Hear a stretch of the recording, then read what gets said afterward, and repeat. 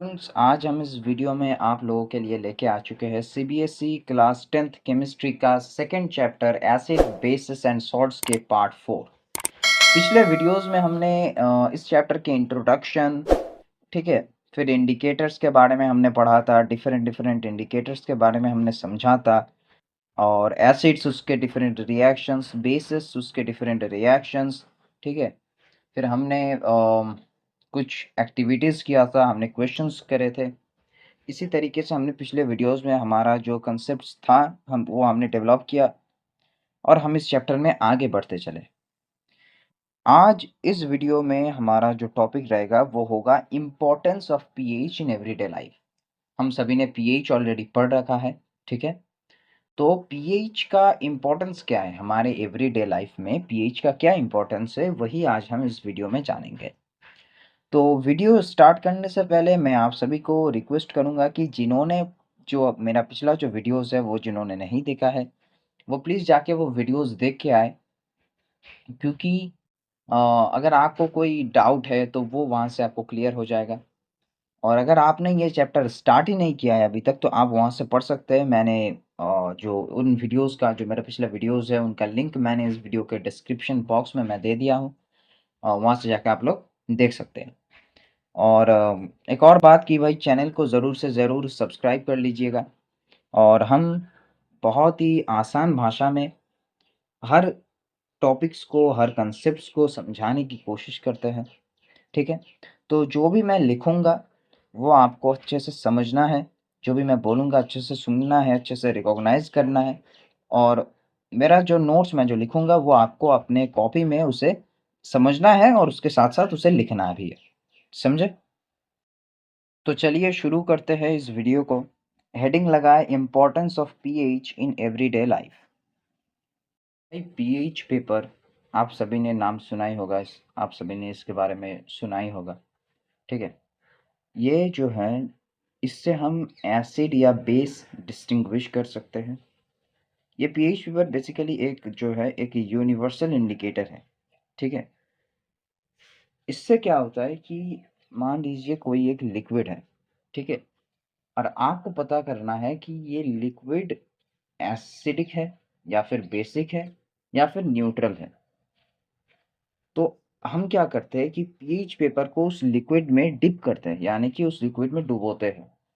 फिर उसके जो कलर चेंज होता है, उस पीएच पेपर का जो भी कलर चेंज होता है उसके रिगार्डिंग हम पहचानते हैं कि ये जो लिक्विड है वो एसिड है या बेस है या फिर न्यूट्रल है, ठीक है। तो स्क्रीन पर दिए गए जो पीएच स्केल है यहाँ से आप देख सकते हैं कि कौन सी कलर चेंज होने पर हम क्या समझे, मतलब कौन से कलर पे हम कौन से कलर पे एसिड होता है, कौन सा कलर अगर शो कर रहा है तो लिक्विड बेसिक होगा, कौन सा कलर शो करने पर हमें ये समझना पड़ेगा कि ये लिक्विड जो है वो न्यूट्रल है, ठीक है। तो ये आप इस स्क्रीन पे दिए गए इस पीएच स्केल से आप इसे पहचान सकते हैं। तो इस यूनिवर्सल इंडिकेटर के बारे में, यानी कि इस पीएच स्केल के बारे में हमने पिछले वीडियोस में ऑलरेडी इसके बारे में हमने बात कर लिया है, ठीक है। जो हमारा पहला वीडियो है इंट्रोडक्शन, ठीक है, जो पार्ट 1, उसमें हमने इसके बारे में डिटेल में बात किया है और वहाँ पे आपको समझाया भी है, ठीक है। तो आज हम उसके बारे में बात नहीं करेंगे, आज हम इस पीएच की इम्पोर्टेंस के बारे में बात करेंगे कि हमारी जो एवरीडे लाइफ है उसमें पीएच का क्या इम्पोर्टेंस है, ठीक है। तो सबसे पहले यहाँ पे आता है पीएच इन ह्यूमन, ठीक है, यानी कि हमारे शरीर में पीएच की इम्पोर्टेंस क्या है। तो भाई पीएच जो फैक्टर है उस तो पीएच फैक्टर को हम यूज़ करके हमारा जो हेल्दी, हमारे बॉडी का जो हेल्दीनेस है उसे हम प्रेडिक्ट कर सकते हैं। जैसे कि अगर पीएच लेवल 6.9 के पास चला जाता है, ठीक है, यानी कि अगर बॉडी का पीएच लेवल 6.9 हो जाता है तो बॉडी में क्या होता है, अफेक्टेड बाय वायरल इन्फेक्शंस। तो हमारी बॉडी जो वायरल इन्फेक्शंस है, जैसे कि कफ हो गया, कोल्ड हो गया, ठीक है, फ्लू हो गया, तो इन सभी इन्फेक्शन से हमारी बॉडी अफेक्टेड हो जाता है। और एट पीएच लेवल 5.5 हमारी बॉडी में क्या होता है कि cancer cell thrive inside body, ठीक है, कैंसर सेल डेवलप्ड होते हैं at pH level 5.5 in our body. समझ में आया? फिर एक और चीज आता है टूथ डिके। ठीक है, टूथ डिके। तो देखिए, जब जब क्या होता है कि व्हेन हमारा हमारी जो मुंह है उसका जो पीएच लेवल है, व्हेन पीएच ऑफ माउथ जब क्या हो जाता है लोअर देन 5.5, जब 5.5 के नीचे हो जाता है हमारी मुंह का पीएच लेवल, तब क्या होता है कि जो टीथ है, जो दांत है वो अ, ऐसे क्या हो जाता है कि कोरोशन होने लगता है टीथ में। समझे? टीथ में क्या होने लगता है? कोरोशन होने लगता है। कब? जब माउथ का पीएच लेवल लोअर देन 5.5 हो जाए, तब कोरोशन होने लगता है टीथ का, जिसे हम टूथ डिके कहते हैं।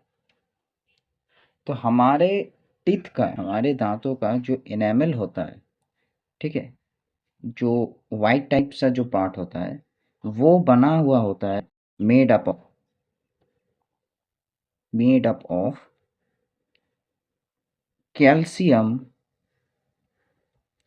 Calcium hydroxyapatite. तो कैल्शियम हाइड्रोक्सीपेटाइट नाम का ये जो सब्सटेंस है, ये जो पदार्थ है, इससे हमारे टीथ का जो वाइट एनेमल रहता है, या फिर कह सकते हैं कि जो सफ़ेद वाला पार्ट जो रहता है, वो इससे बना हुआ होता है।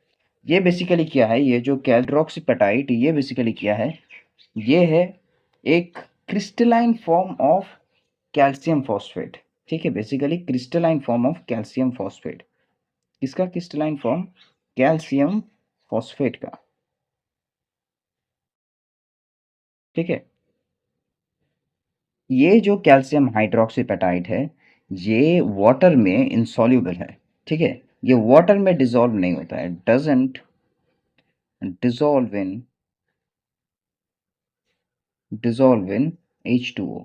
ये वाटर में डिसॉल्व नहीं होता। समझे?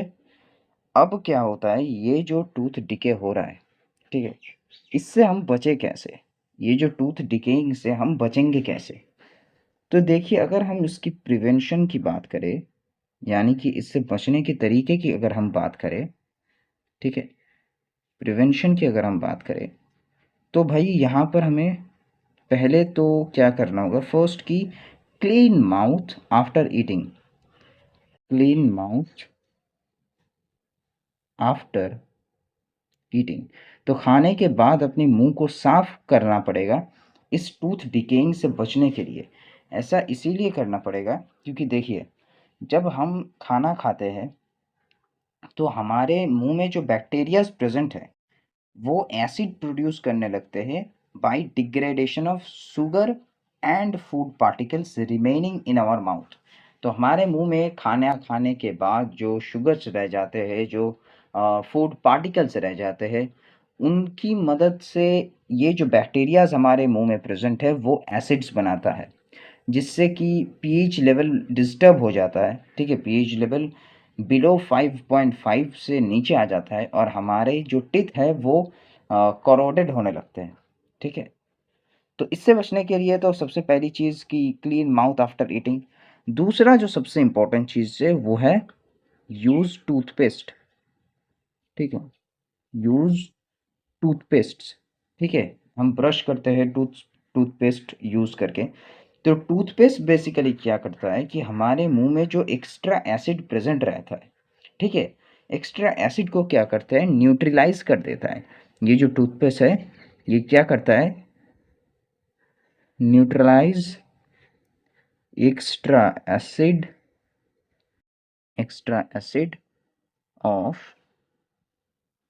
Of mouth. तो हमारे मुंह में जो एक्स्ट्रा एसिड है, वो उस एसिड को ये जो टूथपेस्ट है वो न्यूट्रलाइज कर देता है। ठीक है, फिर आता है अपना डाइजेस्टिव सिस्टम। ठीक है, डाइजेस्टिव सिस्टम में क्या होता है, डाइजेस्टिव सिस्टम की अगर हम बात करें तो हम जानते हैं कि हमारा जो स्टोमक है, हमारा स्टोमक क्या प्रोड्यूस करता है, HCl हाइड्रोक्लोरिक एसिड प्रोड्यूस करता है। और अगर हाइड्रोक्लोरिक एसिड की प्रोडक्शन बढ़ जाए तो इससे हमें क्या होता है, एसिडिटी होता है, जिसकी वजह से हमें क्या फील होता है कि कॉज पेन, पेन होता है एंड इरिटेशन होता है। ठीक है, पेन एंड इरिटेशन होता है। तो इससे बचने के लिए, इस पेन और इरिटेशन या फिर कह दीजिए कि एसिडिटी से बचने के लिए हम क्या करते हैं, हम यूज़ करते हैं एंटासिड्स। जैसे कि हमने आप लोगों ने देखा होगा एड्स वगैरह में इनो का। ठीक है, तो हम एंटासिड्स यूज़ करते हैं। एंटासिड का जो एग्जांपल आपके एनसीईआरटी में दिया हुआ है, ठीक है, वो है मिल्क ऑफ मैग्नीशिया। क्या दिया हुआ है, मिल्क ऑफ मैग्नीशिया, यानी कि मैग्नीशियम हाइड्रोक्साइड, यानी कि मैग्नीशियम मैग्नीशियम हाइड्रोक्साइड। ठीक है, अब आता है पीएच इन सॉइल। तो देखिए एग्रीकल्चर में भी पीएच का, ठीक है, या खास करके सॉइल का, ठीक है, मिट्टी का जो पीएच लेवल होता है उसका बहुत ज़्यादा इम्पोर्टेंस रहता है। उसी के ऊपर बेस करके हम जान सकते हैं कि इस मिट्टी में कौन सी चीज़ का जो कल्टीवेशन है वो ज़्यादा हो सकता है। ठीक है, जैसे कि साइट्रस फ्रूट के लिए, साइट्रस फ्रूट्स के लिए हमें ज़रूरी है, जो सॉइल है उसको स्लाइटली एल्कलाइन होना ज़रूरी होता है। राइस के लिए एसिडिक सॉइल चाहिए होता है और शुगर केन के लिए न्यूट्रल सॉइल चाहिए होता है। ठीक है, फिर उसके बाद आता है पीएच इन रेन वाटर।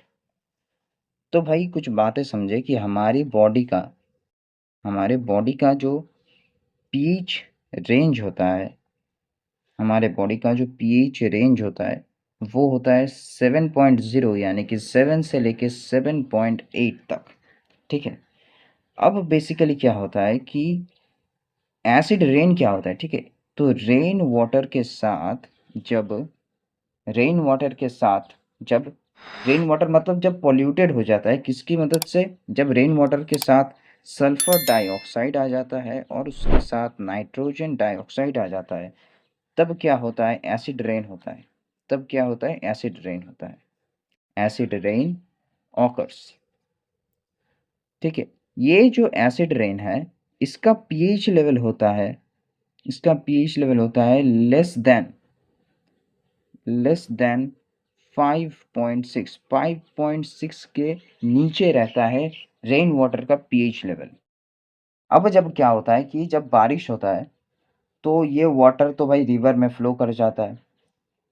उससे क्या होता है कि रिवर का जो पीएच लेवल है वो भी डाउन होने लगता है।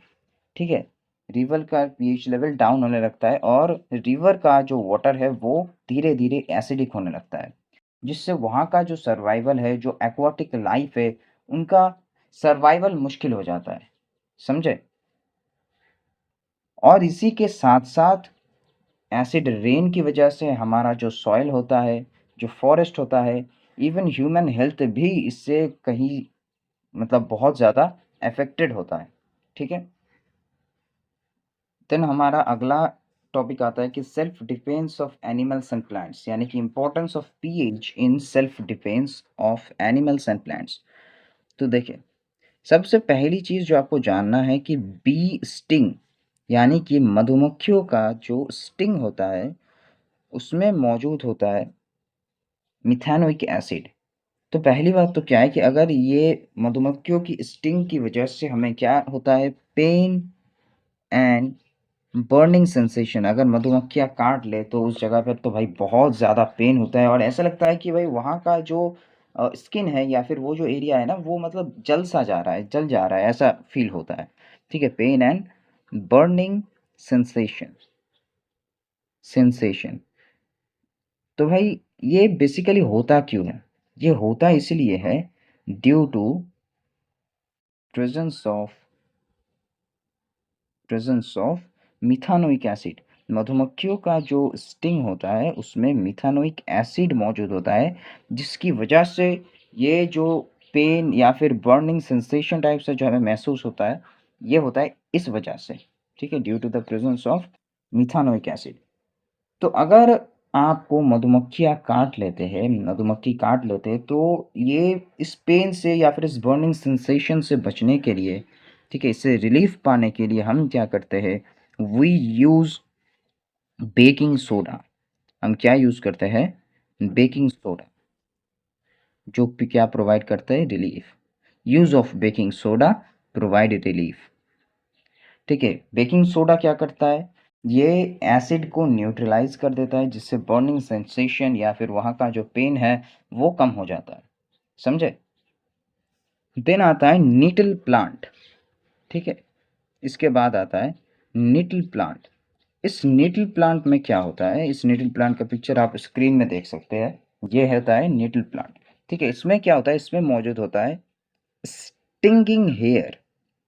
इसमें मौजूद होता है स्टिंगिंग हेयर, जो क्या करता है कि अगर कोई इंसान या फिर कोई प्राणी इसके कांटेक्ट में आ जाता है, तो ये स्टिंगिंग हेयर उसके शरीर में क्या कर देता है, इंजेक्ट मिथानोइक एसिड। मिथानोइक एसिड उसके शरीर के अंदर इंजेक्ट कर देता है, उसके शरीर के अंदर डाल देता है, जिसकी वजह से क्या होता है, बर्निंग पेन, जिसके वजह से होता है बर्निंग पेन एंड सेंसेशन। वही सेम मतलब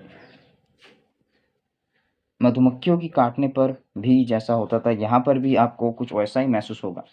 ठीक है, तो अगर आपके साथ ऐसा होता है कि निटल प्लांट के कांटेक्ट में आप आ गए और आपको ऐसा बर्निंग पेन या फिर सेंसेशन फील हो रहा है, तो आप क्या कर सकते हैं कि जो निटल प्लांट है उसके ठीक पास में ही एक और प्लांट ग्रो करते हैं, जिसे हम कहते हैं डॉग प्लांट। ठीक है, उस प्लांट की जो लिव्स है, उस प्लांट की जो लिव्स है, वो आपका वो सेंसेशन वाला एरिया में या फिर उस जगह में आपके बॉडी के जहाँ पर आपको दर्द हो रहा है, बर्निंग सेंसेशन आपको फील हो रही है, वहाँ पर आप अगर रब कर देते हैं तो आपको रिलीफ मिलेगा। ठीक है, तो अगर ऐसा होता है आपको क्या करना होगा, ठीक है, तो आपको lips of dog plant rubbed on affected area relief. ठीक है, तो ये जो डॉग प्लांट होता है वो इस नेटिव प्लांट के ही एकदम बाजू में आपको मिल जाएगा। ठीक है, तो अगर आपके साथ ऐसा होता है तो आप डॉग प्लांट की जो लिप है वो उस पेन या सेंसेशन वाले एरिया पे रब कर लीजिएगा, इससे आपको रिलीफ मिल जाएगा। ठीक है, इसी के साथ आज की इस वीडियो को हम यहीं पे समाप्त करते हैं। इसके बाद इस चैप्टर से रिलेटेड एक और वीडियो आएगा, यानी कि इस वीडियो के मतलब इस चैप्टर का जो पार्ट 6 होगा उसी में हम पूरे चैप्टर को समाप्त कर देंगे। इसका जो अगला वीडियो आने वाला है वो सॉल्ट के ऊपर रहेगा। ठीक है, डिफरेंट डिफरेंट सॉल्ट्स जो आपके एनसीईआरटी में दिया हुआ है उसके ऊपर रहेगा। तो इस वीडियो को भाई यहीं पे समाप्त करते हैं। जितना भी चीज़ें मैंने आपको लिखाया है, ठीक है, जितना भी चीज़ें मैंने आपको समझाया है वो आप फिर से रिवाइज कर लीजिएगा। ठीक है, और कोई भी प्रॉब्लम हो, ठीक है, कोई भी प्रॉब्लम हो इस टॉपिक रिगार्डिंग, तो आप कमेंट में मुझसे पूछ सकते हैं, मैं उसका आंसर देने की ज़रूर से ज़रूर कोशिश करूँगा। ठीक है, और ये चैप्टर ख़त्म होने के बाद हम इसके प्रीवियस ईयर क्वेश्चंस भी बहुत जल्द लाने की कोशिश करेंगे। ठीक है, तो आप उन प्रीवियस ईयर क्वेश्चंस को देखिएगा, उससे आपको अंदाज़ा हो जाएगा कि हाँ भाई एग्ज़ाम में कैसे क्वेश्चंस आते हैं। ठीक है, तो चलिए यहीं पे वीडियो को ख़त्म करते हैं।